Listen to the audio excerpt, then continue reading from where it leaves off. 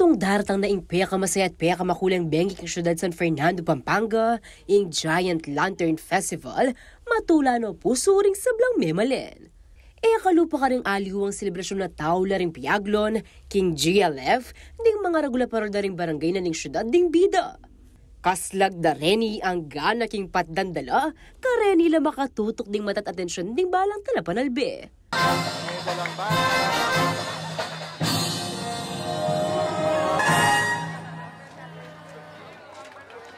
Tuneping ing ligligang parulmetong yakareng maragula kaganapan king labot kapampangan.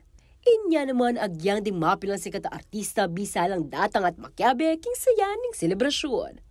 O nengali kanumalyaring milakoy ang spotlight king salara ring parulking okasyon o 116 years ng midarawon. Ng GLF, ang Giant Lantern Festival, well known talaga. Thousands of spectators all over the world, no, alam nila. Pero syempre, sabi ko nga, kahit may mga gustong pumasyal or mag-visit sa ating event, mga artista, to promote their movies. Syempre po, sabi ko nga, hindi sila ang stars. Ang stars sa festival ay ang mga Giant Lantern. Kaya hindi ayaw natin silang pumunta, pero kailangan po siguro sa ibang dates na lang sila pwede. Samantala, adong Domingo Bayo ng GLF 2024, balaw simpa magsadya na ng GLF Executive Committee bang matagumpay ang execution na ng ligligang parol. Actually po, katatapos nga lang ng Executive Committee meeting, lahat po ng mga committee chairperson, ready na lahat sila sa kanilang mga trabaho nila, no?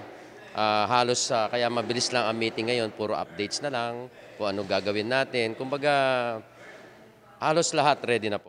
Marapat siya December 14 ng Giant Lantern Competition king Robinson Star Mills Pampanga.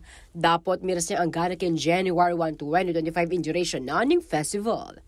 Para ka rin makapunta king venue, may palagaya naman live ini king CLTV 36 at karang kaya katamong social media platforms.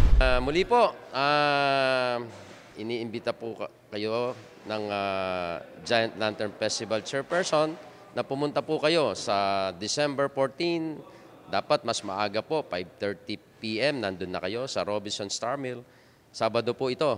In case lang po hindi kayo makapunta sa mismong site, siyempre po ang CLTV 36, laging naka-live po yan during the event sa festival po na ito. Liana Canilaw, CLTV 36 News.